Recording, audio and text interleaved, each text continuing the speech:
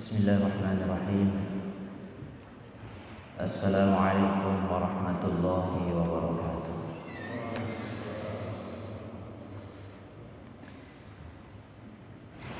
Alhamdulillah. Alhamdulillahilladzi nahmaduhu wa nasta'inuhu wa nastaghfiruh wa na'udzu billahi min syururi anfusina wa sayyiati a'malina.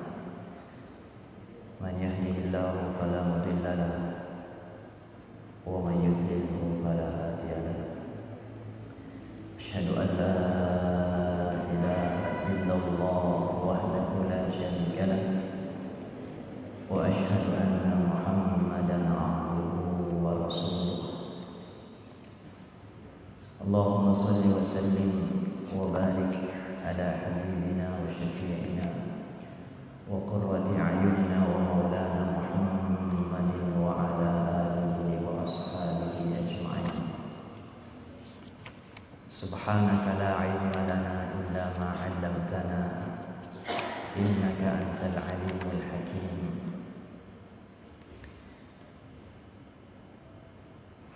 Rabbi zidna ilman warzuqna fahman mubarakan. Segala puji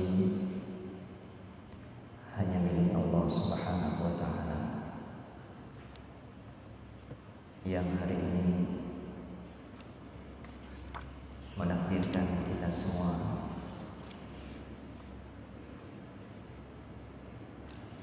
untuk bangun di subuh hari. Dan ternyata ketika tadi subuh kita bangun, yang pertama di ingatan kita, yang pertama terbesit di dalam pikiran kita adalah bertemu dengan Allah Subhanahu wa ta'ala. Saya yakin kita semua di sini ketika terbangun tadi dari tidur, yang terpikir itu saya harus berangkat sholat subuh. Atau mungkin ada yang lebih duluan bangun tahajud atau witir. Ini tentu bukan orang sembarang. Tidak mudah sadar dari tidur. Yang teringat itu ibadah, yang teringat Allah, yang teringat perjumpaan dengan Allah.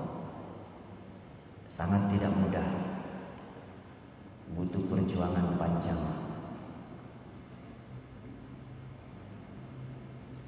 butuh latihan. Karena itu kita bersyukur kepada Allah Subhanahu wa ta'ala. Kita sudah ditakdirkan masuk ke dalam golongan itu yang ketika terbangun di pagi hari, yang teringat pertama kali adalah Allah Subhanahu wa ta'ala. Mudah-mudahan kesadaran ini kita bisa pertahankan, kita bisa pelihara, kita bisa istiqomahkan sampai akhir hayat insyaallah. Karena itu mulai hari ini dan setiap hari Ahad kita akan berusaha berproses agar kita bisa menembus lapisan-lapisan hati, kalbu, ruh kita. Karena ternyata kebahagiaan yang sejati itu ada di dalam diri kita. Cuma terkadang kebahagiaan yang ada di dalam diri itu tertutupi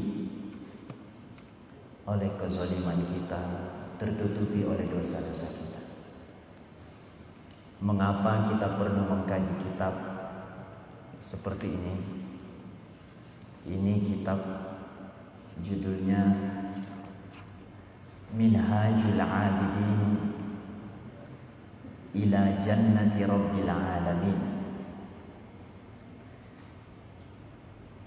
ta'lif atau pengarangnya Al-Imam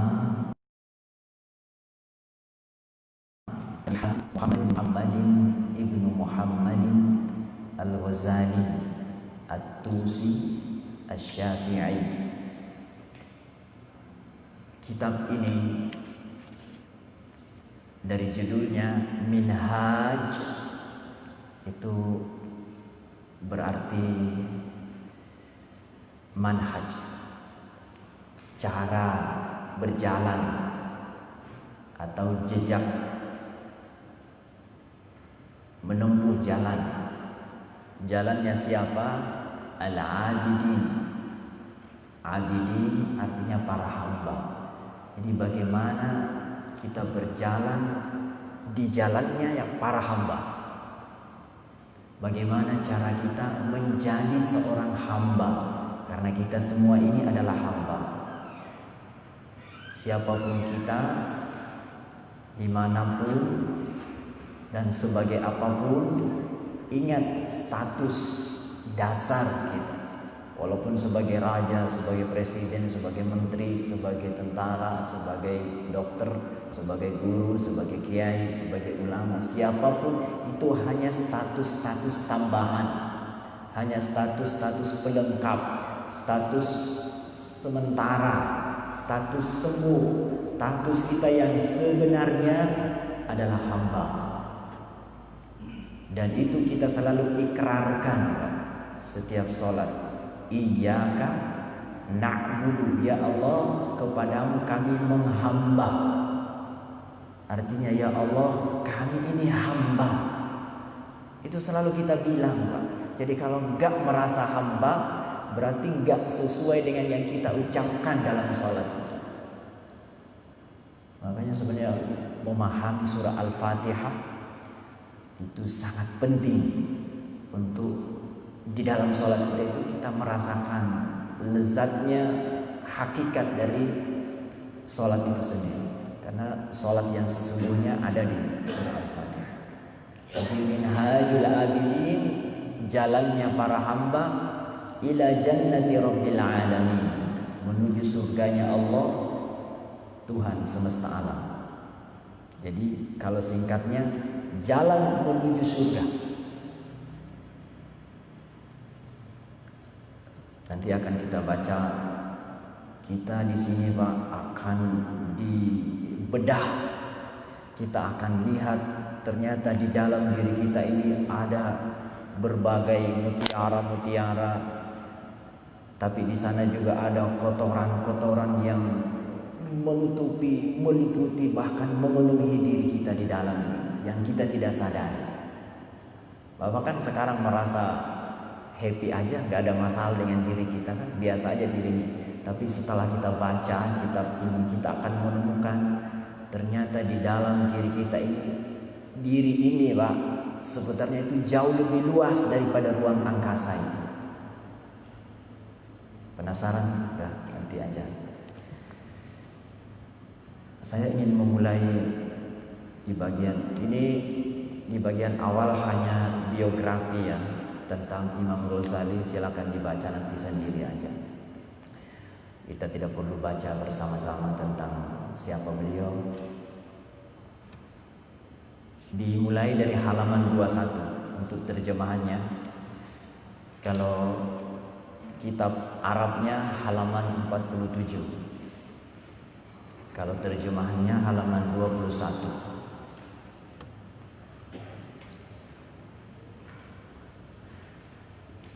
Sekali lagi dalam pembahasan ini kita akan menempuh jalan yang begitu indah, tetapi juga sekaligus begitu berbahaya.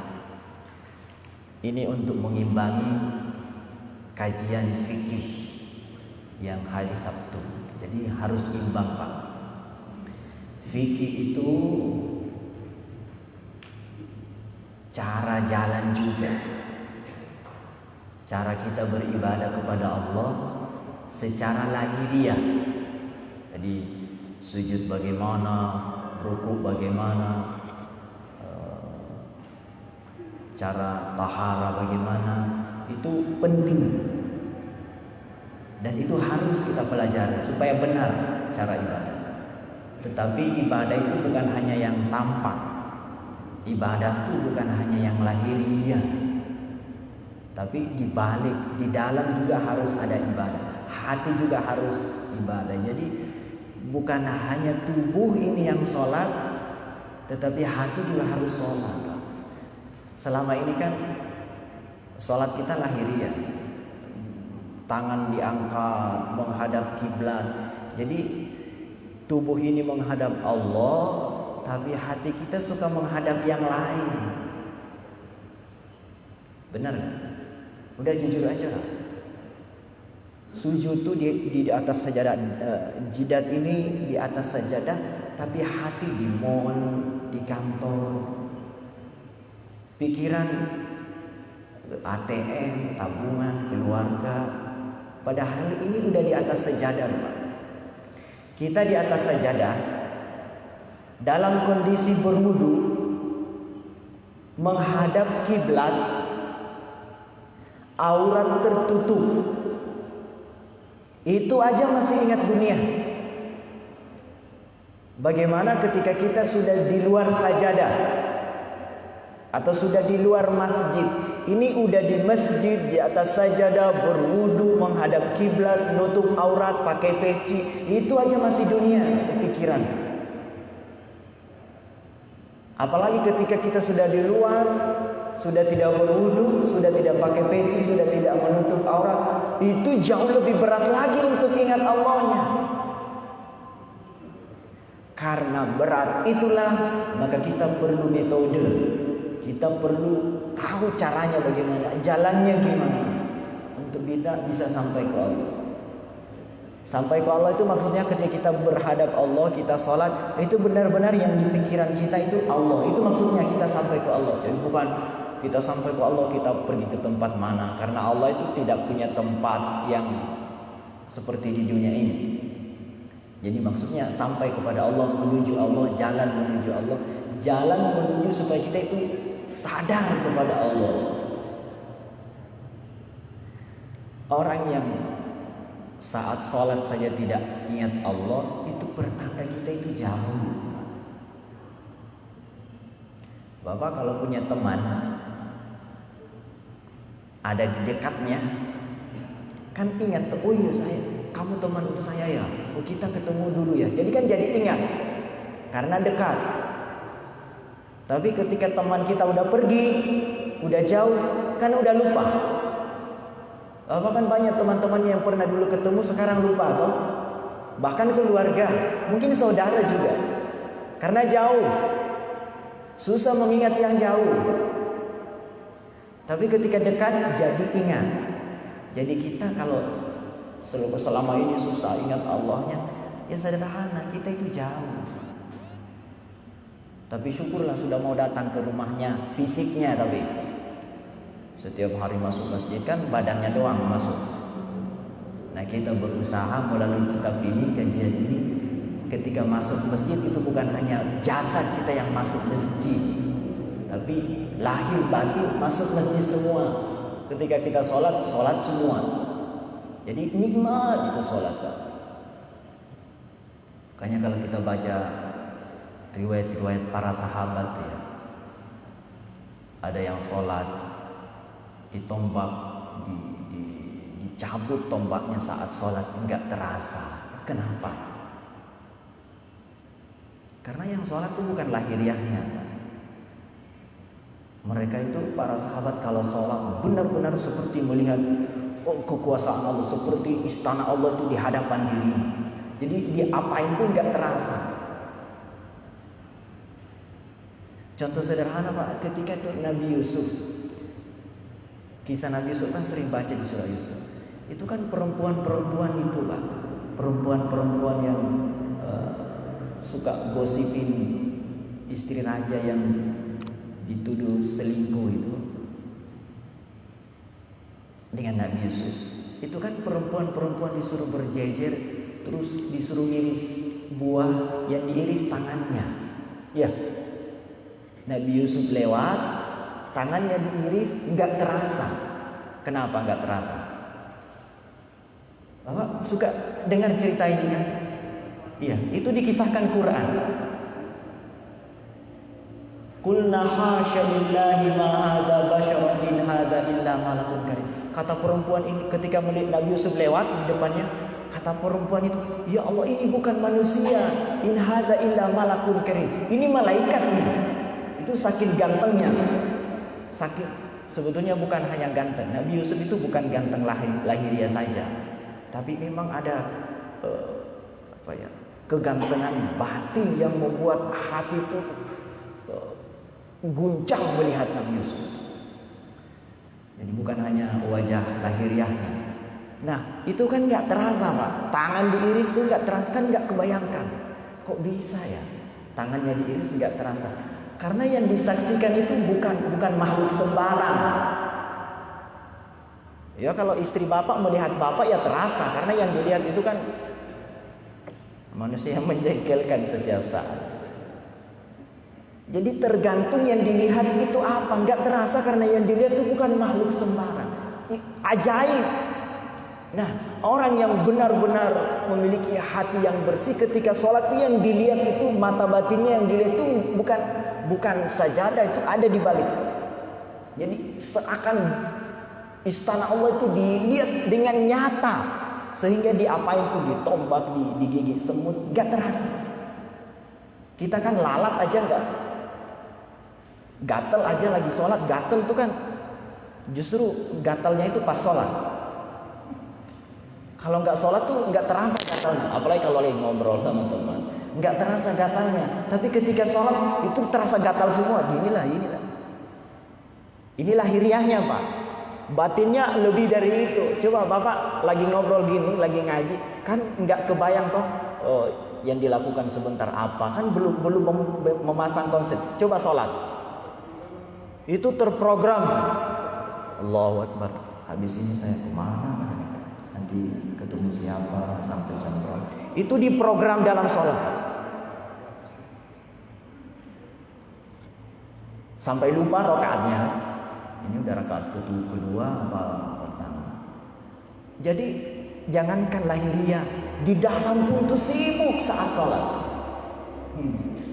Jadi terasa kita yang selama ini merasa soleh ternyata masih penuh dengan kotoran. Kita nggak sadar aja. Nah di sini akan kita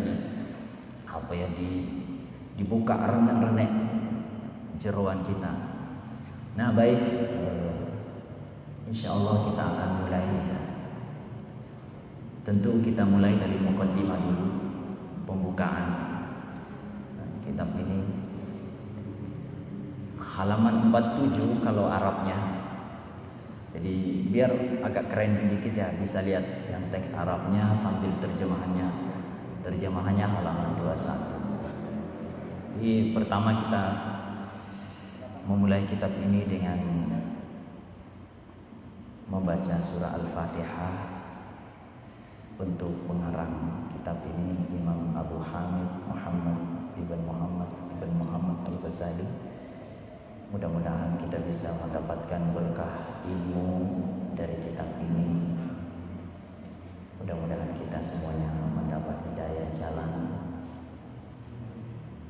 sehingga kita bisa merasakan begitu lezatnya ibadah, begitu indahnya menjalankan syariat Islam ini. Tidak hanya lahiriah tapi juga batiniah. Ala hadihi niyah wa ala kulli niyatin salih. Wa ila hadratin Nabi Mustafa sallallahu alaihi wasallam. Wa ala alihi wa ahli baiti wa ulama yang khususan Abu Hamid Muhammad Fatihah. A'udzu billahi minasyaitonir rajim. Bismillahirrahmanirrahim. Alhamdulillahirabbil alamin. Arrahmanir rahim. Maliki yaumiddin. Iyyaka na'budu wa iyyaka nasta'in. Ihdinas siratal mustaqim. Siratal ladzina an'amta 'alaihim ghairil maghdubi 'alaihim waladdallin. Amin. Kita ke teks Arabnya dulu. Bismillahirrahmanirrahim. dengan nama Allah yang Maha Rahman dan Maha Rahim. Dulu kita pernah bahas tafsir basmalah, kalau Bapak masih ingat ya, di surah Al-Fatihah. Kita pernah dulu khatam Al-Fatihah ya, pengajian tafsir. Tapi saya yakinnya udah lupa semua. Bismillah, dengan nama Allah. Bi itu maknanya huruf bi itu kedekatan, dekat.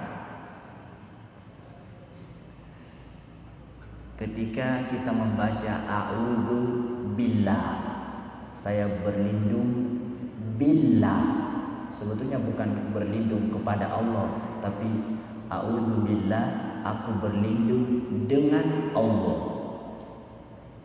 Makanya di sini bismillah, dengan nama Allah. Karena kalau aku berlindung kepada, apa bedanya kepada dan dengan? Kalau kepada itu jauh, Pak. Saya mau menghadap kepada. Tapi kalau saya bersama dengan, jadi kalau dengan itu padanannya bersama. Kalau kepada menuju yang jauh. Jadi aku berlindung kepada, berarti saya di sini, Allah jauh di sana. Dia melindungi saya dari jauh. Makanya bukan a'udzu ilallah atau a'udzu alallah, tapi a'udzu billah. Billah itu dengan, artinya Allah itu dekat. Jadi ketika kita membaca a'udzubillah, itu kita mengharap perlindungan plus mengharap dekat. Jadi bukan hanya kita dilindungi, tapi juga dirangkul, ditemani, dijaga oleh Allah. Baru minasyaiton. Jadi kita di sini ada Allah yang menjaga, setan jauh gitu. Jadi kita berharap Allah membentengi kita dari setan. Karena kalau Allah dekat, setan nggak bisa mengganggu, Pak. Bapak kan pernah seperti jalan-jalan ada anjing, tapi kalau kita dilindungi sama pawangnya anjing, itu kita kan nggak takut. Coba kalau ketemu anjing nggak ada pawangnya, anjing gila lagi kan kita bisa diserang. Tapi kalau kita dilindungi oleh pawangnya anjing, aman. Nah, setan siapa yang menciptakan? Allah. Nah, kalau penciptanya setan yang melindungi kita, aman. Makanya kita itu selalu disuruh baca a'udzu billah. Nah, di sini dimulai dengan bi, dengan nama. Jadi orang yang menyebut basmalah, ya Allah, aku menyebut dengan namamu, bersama denganmu, bersama dengan nama-namamu. Artinya kita berharap kita bersama dengan Allah yang Maha Pengasih, Maha Penyayang. Itu maknanya basmalah. Jadi tidak sekedar bismillah. Bukan sesuatu, kita ditemani oleh Allah ketika melakukan perbuatan itu. Kita mau makan, bismillah. Kita mau makan, ditemani Allah. Jadi nggak sembarang basmalah itu.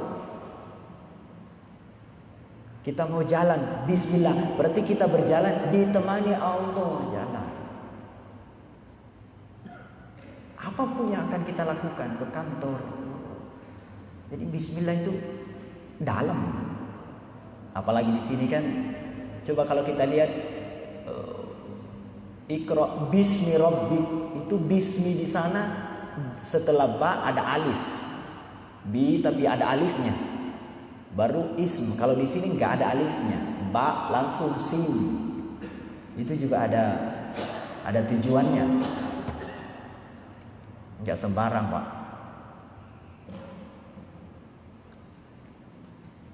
Tapi itu panjang nanti.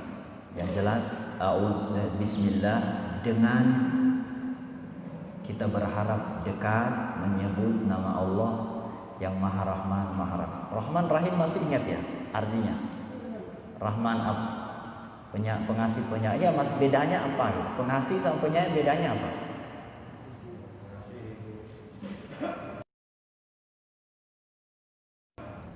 Kalau penyayang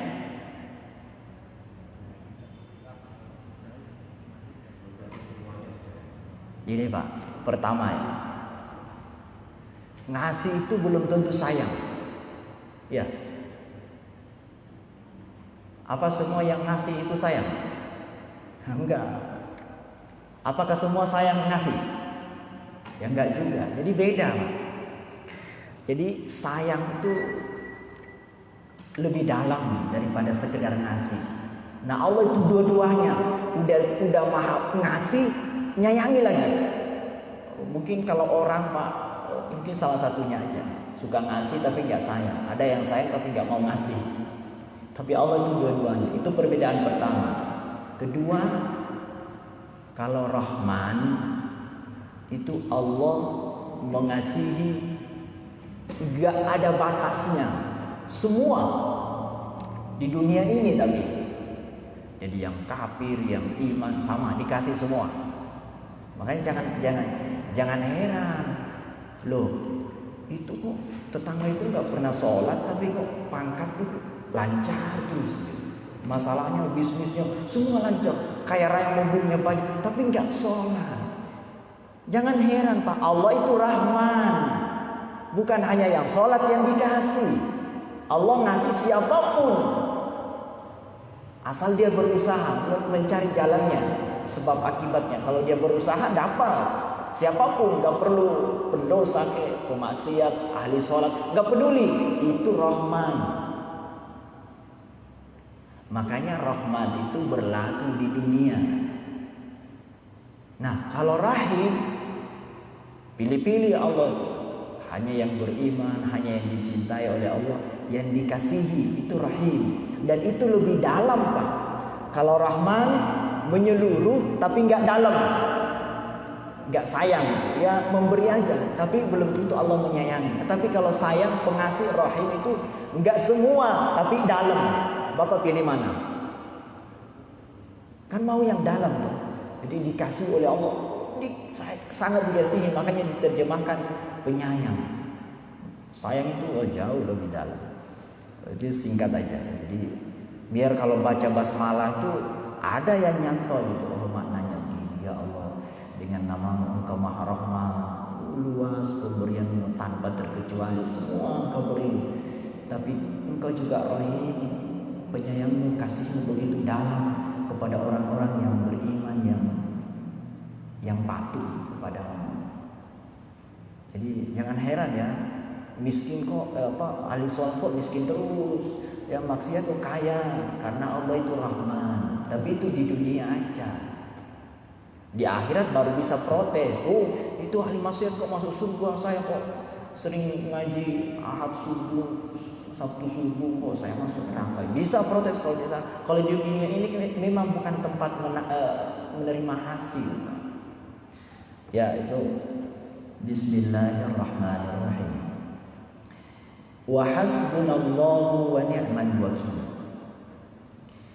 Wa hasbuna, ini ungkapan yang menunjukkan penyerahan diri seorang hamba kepada Allah. Hasbunallah. Hasbuna, kami mencukupkan diri. Jadi hasbuna atau hasbi, kan biasa juga hasbi ya Allah, berarti aku sendirian mencukupkan diri. Tapi kalau hasbuna, kami semua mencukupkan diri. Artinya kami tidak butuh yang lain. Hasbuna, kami cukup dengan Engkau saja ya Allah. Kami gak butuh bantuan siapa-siapa. Kami hanya butuh Engkau, dan merasa cukup ketika bersama dengan Engkau. Ini Pak, kalau kalimat ini dipahami, diresapi, mestinya nggak ada orang yang takut itu. Buat apa takut coba? Kalau ditemani Allah, nggak ada yang bisa mencelakai. Kalau Allah, termasuk COVID terbaru, bagaimanapun, kalau Allah melindungi, nggak ada yang bisa menghalang. Nggak ada yang bisa mencela. Wa iyyamsaskallahu bidurrin fala kashifa lahu illa hu. Tetapi kalau Allah ingin memberikan celaka, ingin memberikan penyakit kepada kita, nggak ada yang bisa menghalangi. Wa iyyuridka bi khairin fala radda li fadlih. Tapi ketika Allah ingin memberikan kebaikan kepada kita, juga tidak ada yang bisa menghalangi. Itu maknanya hasbunallah. Ditambahi lagi wa ni'mal wakil. Ni'mah itu sebaik-baik wakil yang paling baik. Jadi penjaga yang paling baik.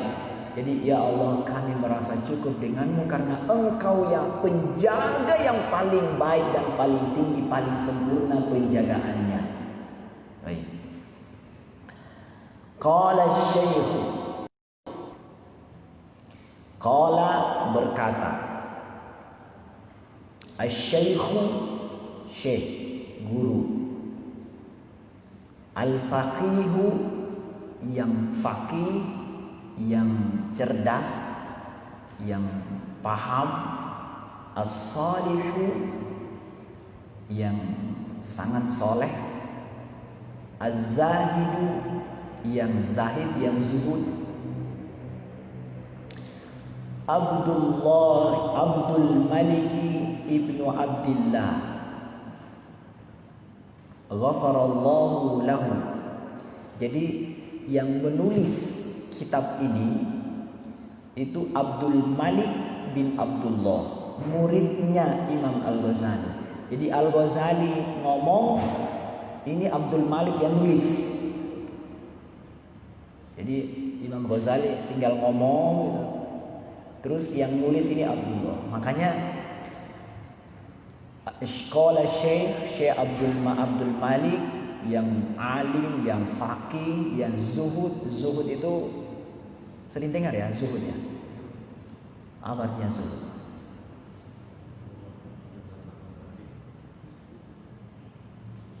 Oh, tidak sesederhana itu. Jadi ini akan kita bahas nanti panjang lebar tentang zuhud. Ada banyak, tapi saya ingin memberikan pengantar sedikit. Orang tuh suka salah paham masalah zuhud itu. Dikiranya zuhud itu miskin. Zuhud itu bajunya compang-camping, nggak pakai sendal, kotor, nggak punya rumah, nggak punya mobil, pokoknya miskin, nggak punya apa-apa. Itu zuhud. Bukan itu, Pak. Jadi ini zuhud itu di dalam. Zuhud itu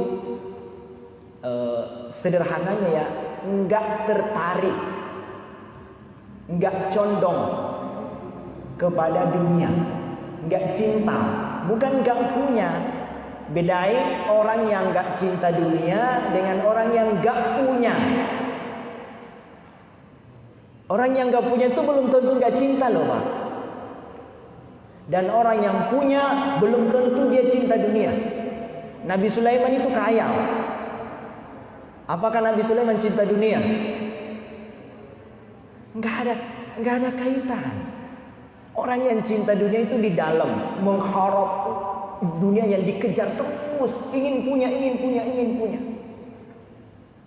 Tapi orang yang kaya raya belum tentu, mungkin dia kaya tapi enggak tertarik. Oh, biasa aja. Saya ada kisah. Ini ketemu. Ada kisah Pak. Seorang murid mau pergi menghadap syekh di tempat lain, di negara lain.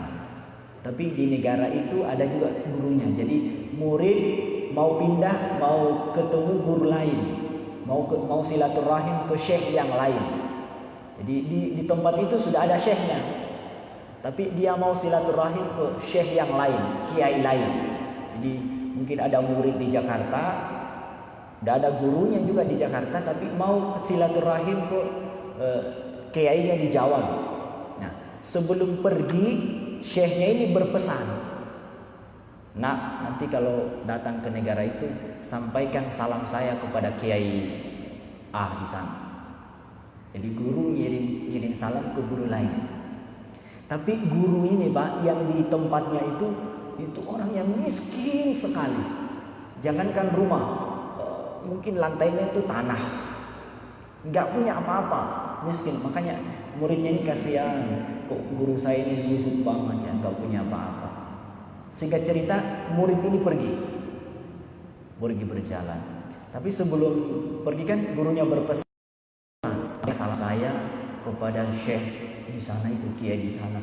Dia itu orang yang sangat alim, sangat zuhud. Pergilah. Sampai di negara itu, dia bertanya Pak kepada warga, Pak, ini kiai ini tempatnya di mana ya? Gubuknya di mana? Bayangan orang ini Pak, gurunya yang di kampung aja itu miskin banget. Apalagi ini katanya lebih zuhud lagi. Ini mungkin jangankan rumah, mungkin tinggalnya di bawah pohon atau di bawah jembatan kali. Ini kan lebih zuhud lagi katanya. Jadi bayangannya itu guru yang di sana ini lebih miskin lagi. Makanya dia nanya, di mana gubuknya Syekh atas nama ini? Di sana, sampai di sana. Nanya lagi, mana gubuk? Ini loh istananya. Loh, kaget Pak. Loh, kok Syekh yang lebih zuhud kok tinggal di istana? Bukan hanya rumah Pak, istana. Oh, ketika masuk, wah ada satpamnya, ada banyak satpamnya untuk masuk ketemu Syekh. Ternyata sampai di dalam, Syekhnya tidak ada. Syekhnya pergi ke presiden, ke raja. Waduh, ini nggak beres ini. Masa guru Syekh datang ke istana. Udah gitu Pak, setelah menunggu beberapa lama, Syekh itu datang dengan kendaraan yang dikawal berapa mobil. Jadi mobilnya bukan hanya mewah, dikawal. Mungkin dikawal sama pas pampres kayak besar. Ini orang Pak, orang tadi murid ini makin ragu, nggak benar, masa kiai kaya dekat sama presiden lagi. Wah, ini penjilat ini. Akhirnya ketemu, singkat cerita ketemu. Syekh, guru saya di kampung mengirim salam kepada panjenengan. Apa katanya Pak? Kata Syekh ini, yang kaya raya ini, sampaikan kepada gurumu itu, jangan cinta dunia. Katakan, sampai kapan kamu cinta dunia? Tambah kaget. Duh, guru saya kok miskin itu kok dibilang cinta dunia? Dia yang kaya raya, punya istana, dekat sama presiden. Kamu cinta dunia dalam hatinya. Coba pulang, sampai ketemu gurunya yang di kampung, dibilangnya, Syekh yang di sana itu kok bilangnya, kasih tahu guru cinta dunia. Sampai kapan nanti cinta dunia terus? Nah, di kampungnya itu gurunya. Sodak. Benar yang disampaikan guru di sana itu benar. Saya memang miskin, tapi di dalam hati saya juga berharap ingin punya dunia. Jadi miskin itu enggak menjamin zuhud. Kita miskin kan, anggaplah kita zuhud. Tapi kan mau kaya dong. Ya itu. Cinta dunia ya itu. Bukan kaya, mau kaya. Bapak mau kaya? Udah jujur aja lah. Enggak mau jujur lagi. Jadi kepengen banget jadi kaya. Oh itu. Orang yang zuhud itu enggak peduli Pak, mau kaya mau miskin peduli amat. Yang penting tuh saya menyembah Allah. Mau dikasih kaya itu urusan Allah aja. Itu orang zuhud kayak gitu. Makanya ketika Al-Quran tuh menyebut zuhud, ketika saudara-saudaranya Nabi Yusuf itu dikisahkan dalam surah Yusuf. Ketika saudara-saudaranya itu menjual Nabi Yusuf karena kesal gitu. Itu dikisahkan dalam Quran, wa kanu fihi minaz zahidin. Orang yang membeli Yusuf itu orang-orang zuhud, zahidin, artinya dia enggak tertarik sama Yusuf, Pak. Jadi yang beli Yusuf itu enggak apa ya, hatinya tuh enggak tertarik, ya dibeli aja. Padahal Yusuf itu nabi, ganteng lagi, tapi masih kecil. Artinya dia enggak, hatinya itu enggak tertarik. Jadi zuhud itu hati nggak tertarik untuk memilikinya. Tapi mau dimiliki mau nggak peduli. Jadi zuhud itu nggak tertarik, nggak peduli. Bukan nggak punya. Bisa saja orang punya dunia tapi zuhud karena dia nggak cinta yang dia miliki itu. Tapi bisa juga miskin tapi cinta dunia. Bisa. Ya kayak kita ini lah. Udah miskin cinta dunia lah. Kalau kaya masih mending. Itu zahid. Nanti akan ada pembahasan panjang. Jadi kata Syekh Al-Faqih As-Salih Az-Zaid Abdul Malik Ibnu Abdullah, apa kata ghafarallahu lahu, semoga Allah mengampuninya. Apa kata Syekh Abdul Malik ini, muridnya Al-Ghazali? Amla alayya syaikhil ajal Al-Imam Az-Zahid As-Sa'id Al-Muwaffaq Hujjatul Islam Zainuddin Syaraful Ummah Abu Hamid Muhammad bin Muhammadin Al-Ghazali At-Tusi. Amla ayat baca terjemahnya ya. Silakan ya, Ustaz Firman. Silakan dibaca terjemahnya dengan nama Allah.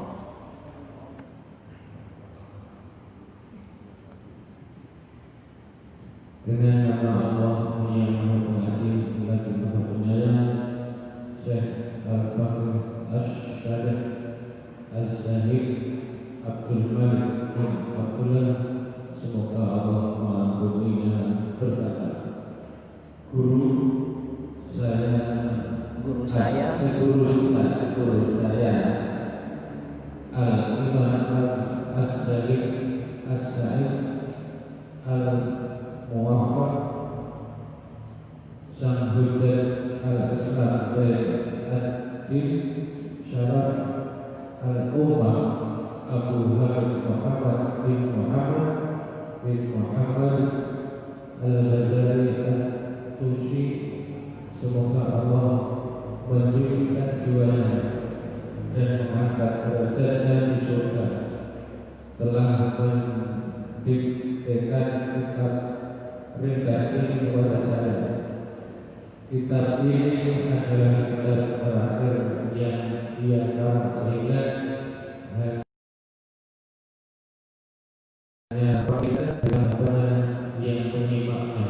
Ya, jadi ini keterangan dari murid beliau yang didiktekan.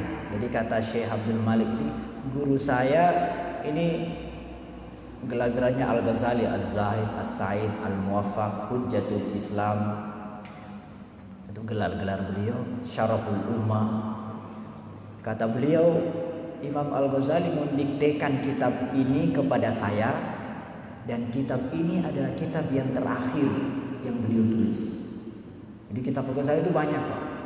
Mungkin ratusan karangannya itu. Padahal umurnya enggak panjang. Ini hanya sampai 50-an tahun imamnya, umurnya Al-Ghazali.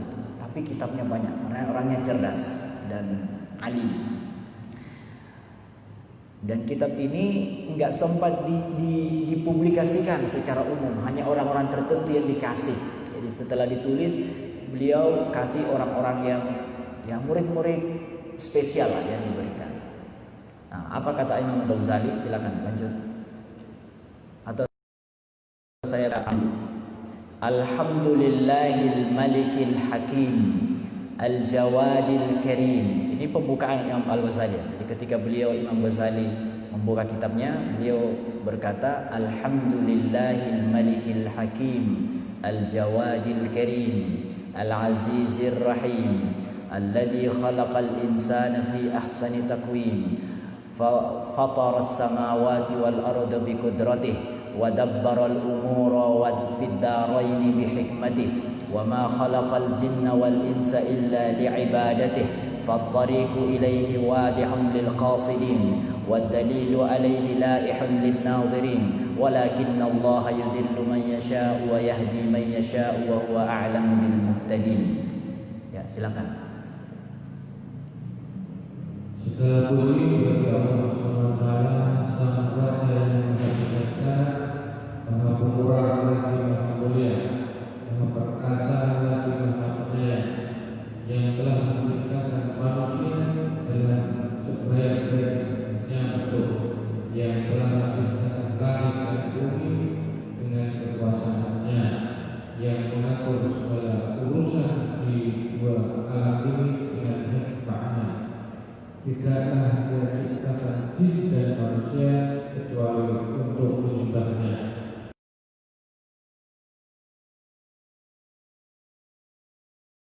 Tidak ada orang yang ingin menempuhnya. Begitu juga bukti petunjuk dan bukti petunjuk ke jalannya telah terang bagi mereka yang mau berpikir. Namun Allah Subhanahu wa taala akan menyesatkan siapa yang dikehendakinya dan akan memberi hidayah kepada siapa yang dikehendaki pula. Karena Dialah yang paling mengetahui siapa orang-orang yang pantas mendapatkan hidayahnya. Ya, jadi beliau memulai kitab ini dengan ungkapan fattariqu ilaihi wadihun lil qasidin. Jalan menujunya itu begitu jelas. Jadi jalan kebenaran itu jelas. Jalan itu gak ada yang samar. Bapak kan jelas kan? Kalau mau melakukan ini salah atau benar kan jelas. Ketika Bapak melakukan dosa kan jelas ini dosa apa enggak. Adapun memang beberapa hal yang syubhat yang samar-samar. Tapi kan secara umum jalan kebenaran kan jelas. Oh ini jalan benar, kita harus begini, ini tidak boleh, ini harus, ini dilarang. Kan jelas. Cuma Allah menyesatkan dalam arti tidak memberi hidayah siapa yang dikehendaki dan memberi hidayah siapapun yang dikehendaki. Allah tahu siapa yang pantas. Artinya gini Pak, ini dua hal yang pokok dalam memahami segala hal berhubungan dengan Islam. Yang ngasih hidayah itu Allah. Sekuat apapun kita mencari hidayah, kalau Allah nggak ngasih, nggak akan. Prinsip itu Pak. Manusia ini nggak bisa memberi hidayah. Rasulullah tidak bisa memberi hidayah kepada pamannya, toh. Kata Allah, innaka la tahdi man ahbab. Jadi ketika pamannya Abu Thalib mau wafat, itu Nabi sedih Pak. Sedih sekali karena pamannya Abu Thalib ini yang menjaga selama ini, yang memelihara, yang merawat, yang melindungi. Tapi belum sempat bersyahadat. Maka Rasulullah ingin sekali, ya Allah, bagaimana supaya paman saya ini bisa bersyahadat. Di ujung ayat, bahkan dalam riwayat ini disebutkan Rasulullah berpesan kepada pamannya, wahai pamanku, andai kata paman mengucapkan syahadat, aku yang akan membela paman di hari kiamat nanti. Di hadapan Allah, aku yang akan berdiri membela paman. Itu saking inginnya paman itu bersyahadat. Makanya turun ayat, innaka la tahdi man ahbabta. Muhammad, kamu sekali-kali tidak bisa memberi hidayah walaupun orang yang engkau cintai. Walakinnallaha yahdi man yasha. Tetapi Allah lah yang berkuasa memberi hidayah bagi siapapun yang dikehendaki. Wa huwa a'lamu bil muhtadin. Karena Allah yang tahu mana yang berhak pantas dapat hidayah. Jadi nggak bisa Pak kita ngasih hidayah. Pertanyaan kedua, kalau begitu kita nggak usah berusaha dong. Kan berusaha pun kalau nggak dikehendaki Allah nggak bisa dong. Nah, ini dua hal yang berbeda. Kita disuruh berusaha.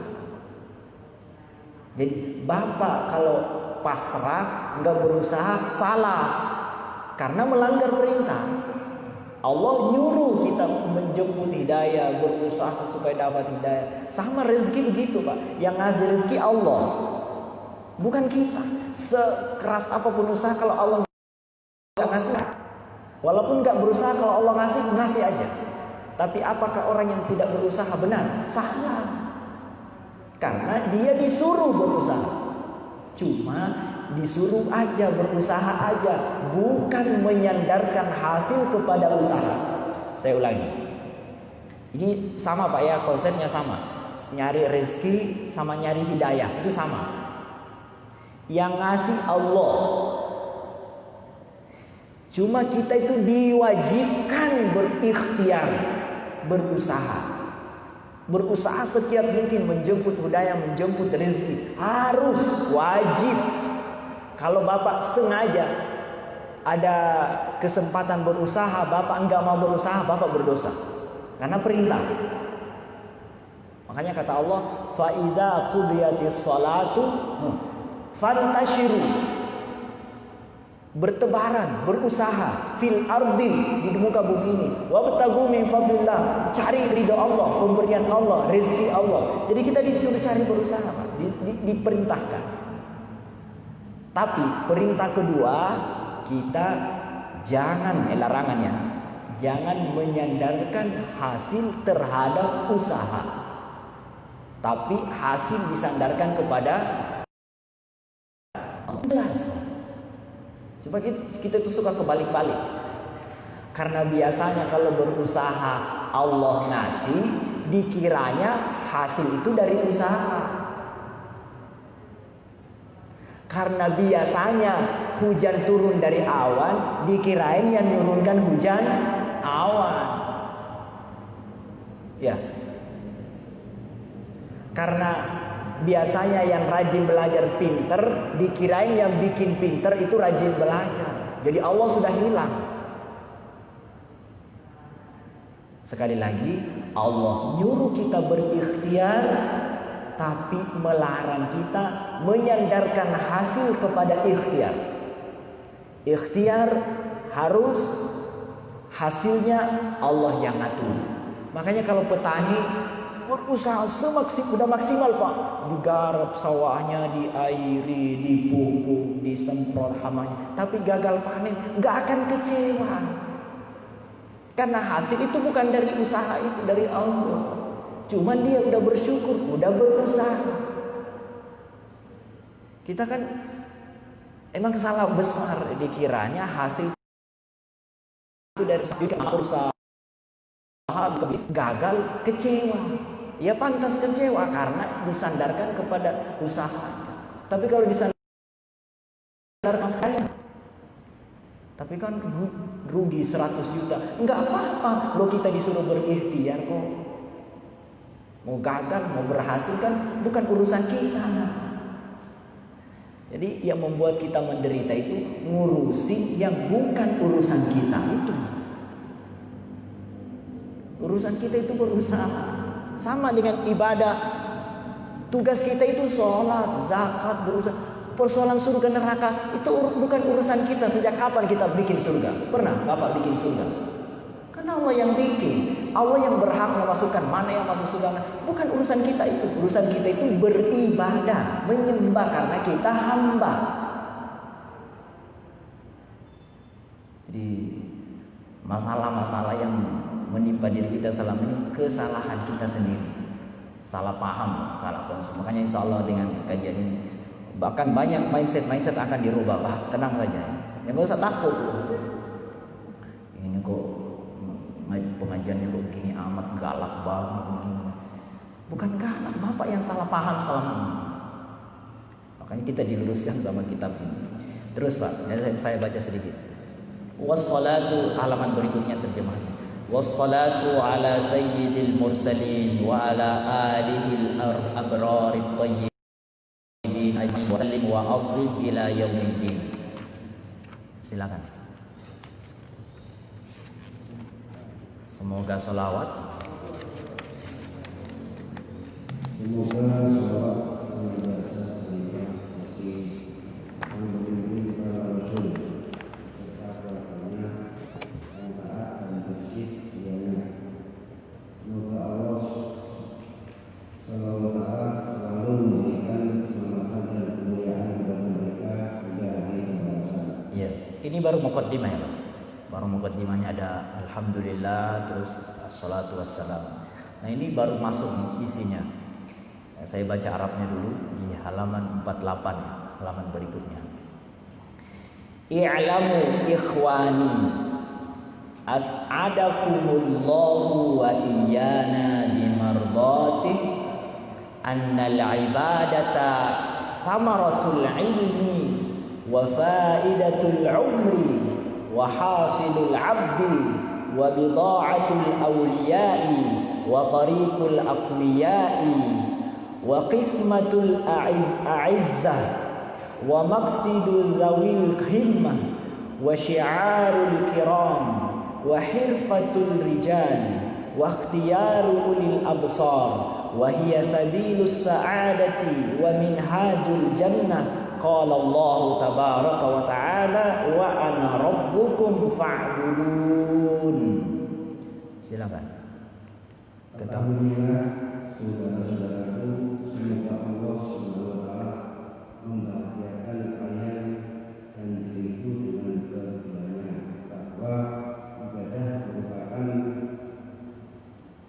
buahnya ilmu, juga merupakan faedahnya umur.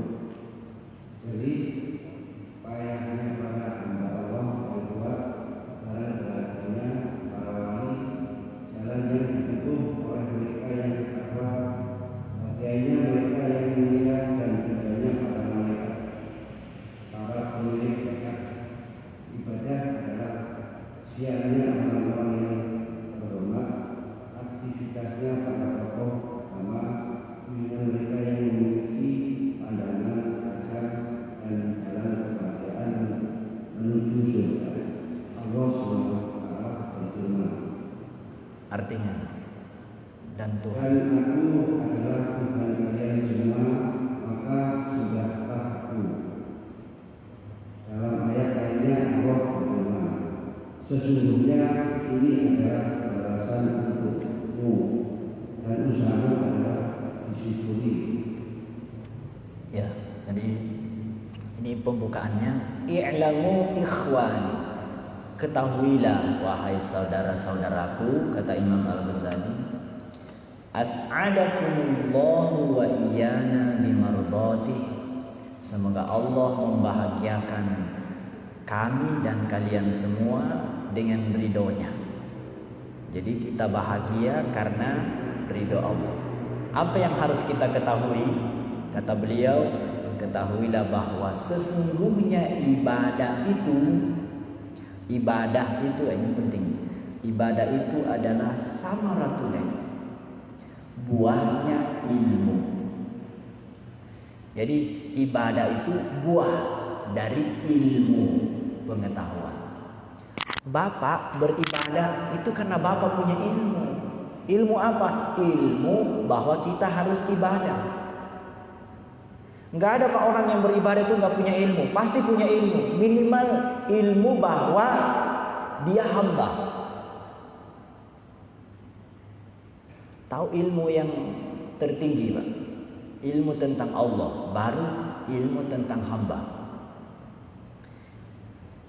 Banyak orang ilmunya banyak, tapi nggak tahu ilmu dasar.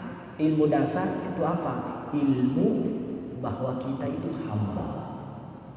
Banyak orang lalai, nggak tahu kalau dirinya itu hamba.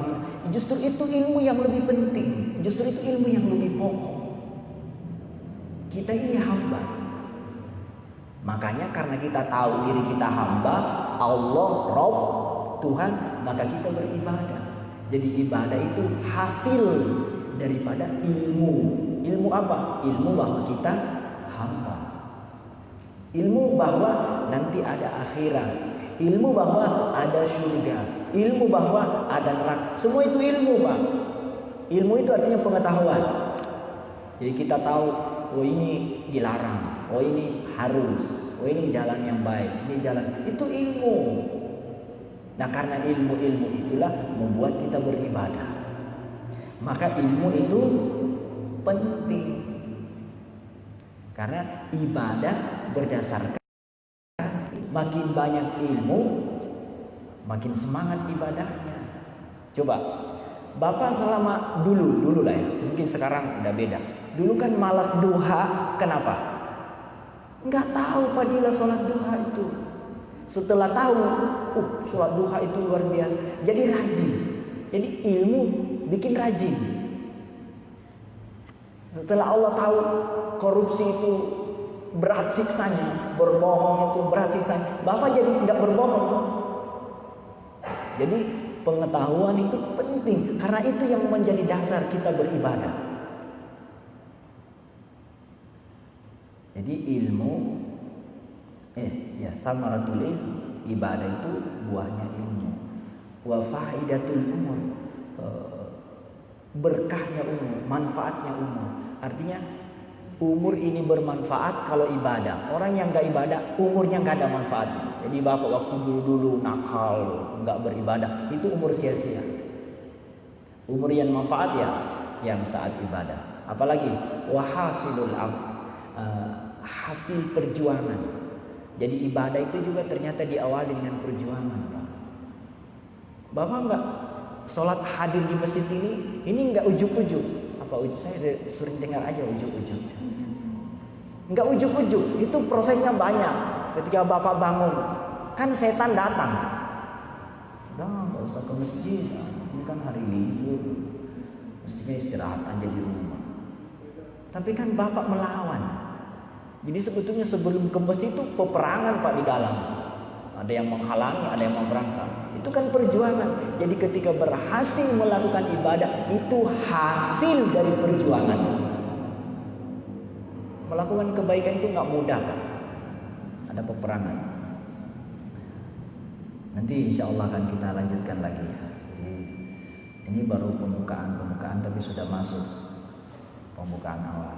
Jadi kata Allah, wa anar, kenapa kita harus beribadah? Kata Allah, wa ana rabbukum. Ini keren ayatnya. Wa ana rabbukum fa'budun.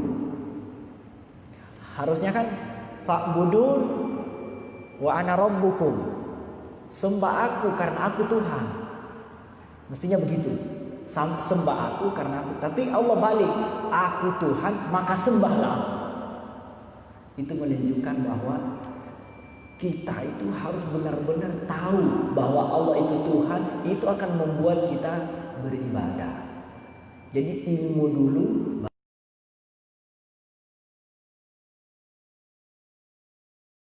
baru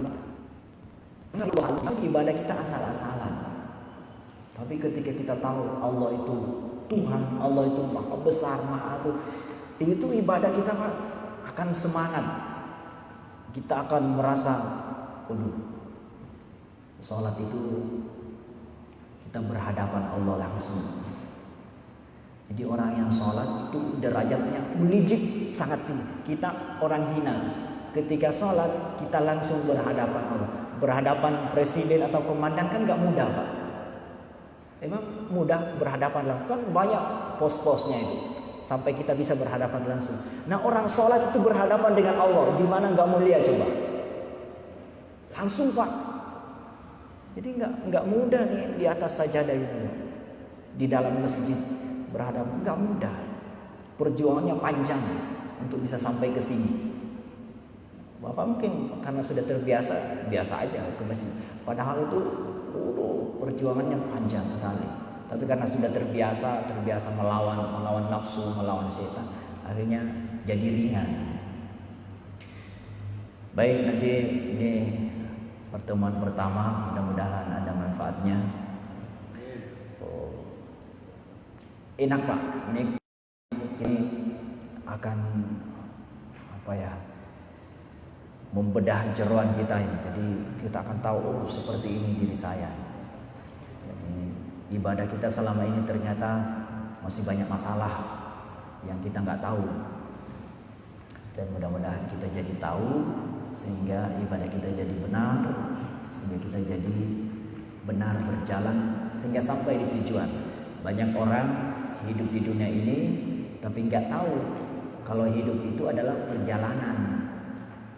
Ada yang tahu hidup ini perjalanan, tapi nggak tahu bagaimana menghadapi rintangan di sepanjang jalan. Hidup ini jalan perjalanan yang berliku, Bukan hanya berliku, berduri. Bukan hanya berduri, durinya tersembunyi. Banyak musuh yang mengintai, yang gak terlihat. Naik gunung, turun gunung. Hidup itu, Pak. Makanya kenapa banyak orang yang gagal. Jangankan hidup, rumah tangga itu loh. Karena saya juga udah rasakan. Rumah tangga itu kan gak semudah yang dibayangkan. Kan likunya, durinya banyak.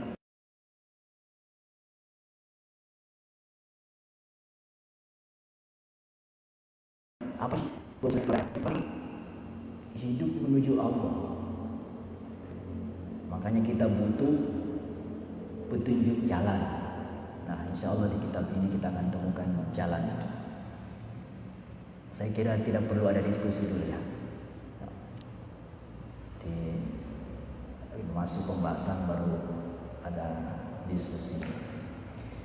Semoga bermanfaat dan sampai bertemu lagi.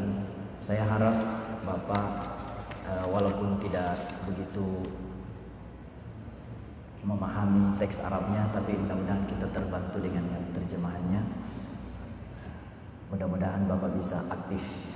Saya harap sekali jamaah yang aktif itu jangan putus, jangan bolong, karena itu akan memutus rantai pemahaman ini. Namanya jalan itu harus nyambung terus. Kalau rel kereta api ada bolong, gimana ya? Bahaya, celaka. Harus nyambung terus. Ya. Nanti bagi yang ada bukunya ya sama Ustadz Firman, bisa bagi yang ingin bukunya ini hanya untuk membantu saja.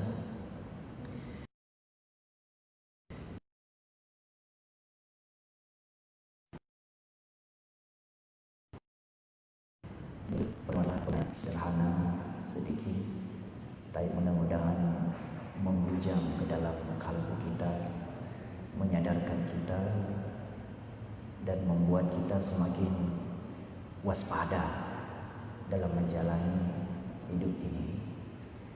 Karena kita tidak tahu perjalanan kita masih panjang di dunia ini atau udah sebentar lagi. Persoalannya bukan panjang pendeknya hidup itu, tapi kualitasnya. Orang yang berkualitas hidupnya adalah orang yang merasa hidupnya akan segera berakhir. Sama dengan orang yang mau pensiun, itu kan mestinya semakin semangat mengabdi karena sebentar lagi berhenti mengabdi. Sama dengan ini, sebelum kita pensiun di dunia ini, ya manfaatkan. Dan sebaik-baik orang yang menempuh jalan mendekati Allah adalah orang-orang yang merasa bahagia dengan ibadah itu. Jangan sampai kita termasuk orang yang terbebani dengan ibadah.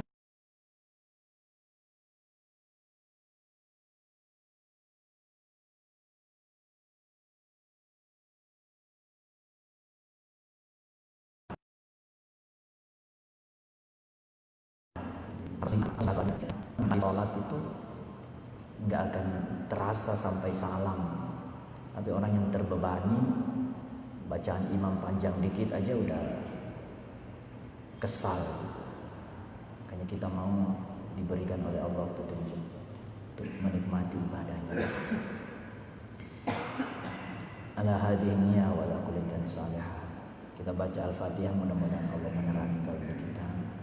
Dan kita mulai hari ini dengan keberkahan majelis ini. Mudah-mudahan hari ini dan 1 minggu ke depan dan seterusnya Allah mudahkan urusan-urusan kita, keluarga kita, rezeki halal, dan Allah berikan sehat walafiat. Allah jauhkan kita dari penyakit. Al-Fatihah.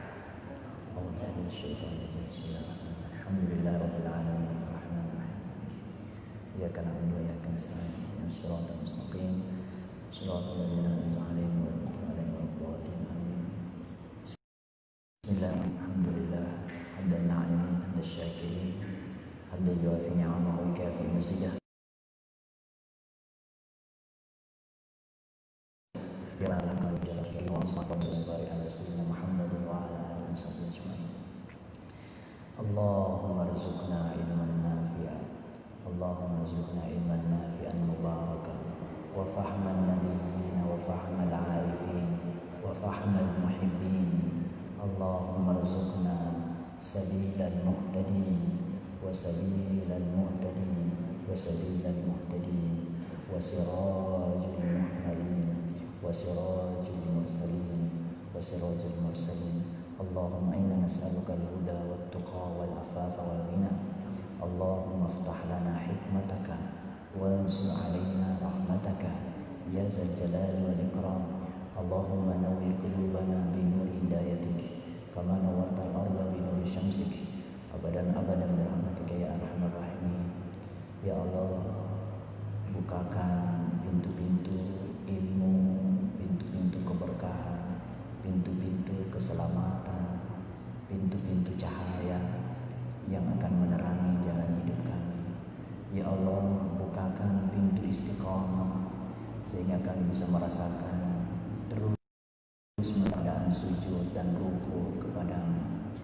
Ya Allah, pagi hari ini betapa indah suasana batin yang kami rasakan di majelis ilmu ini. Terima kasih ya Allah, Engkau takdirkan kami mendapatkan kenikmatan ini. Rupanya inilah kenikmatan yang selama ini yang kami rindukan.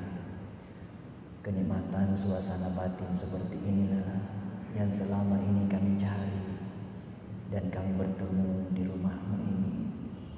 Semoga Engkau langgengkan suasana batin seperti ini di dalam hati kami.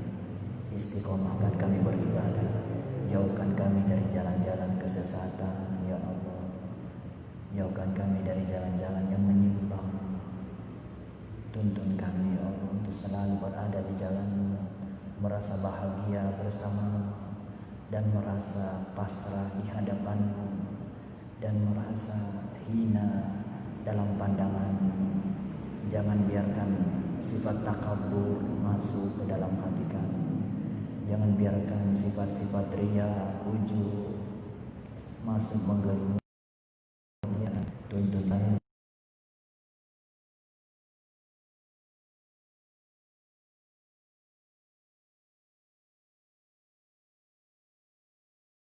menjadi hamba yang berada di segala makanan haram, pandangan haram, tempat-tempat yang haram, ucapan-ucapan sia-sia. Tuntun mata ini, lidah ini, hati ini, kaki, tangan, lahir dan batin ini Engkau tuntun ke jalan yang Engkau ridhoi. Ya Allah, jauhkan kami dari penyakit, jaga kami dari segala penyakit ya Allah. Begitu pun anak-anak dan keluarga kami. Semua kami semuanya sehat walafiat, lahir maupun batin, di dunia dan di akhirat kelak. Rabbana atina fid dunya hasanah wa fil akhirati hasanah wa qina adzabannar. Subhana rabbika rabbil izzati amma yasifun wa salamun alal mursalin walhamdulillahi rabbil alamin. Fatihah.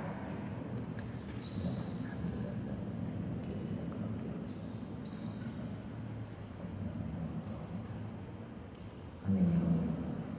Astaghfirullah Rabbana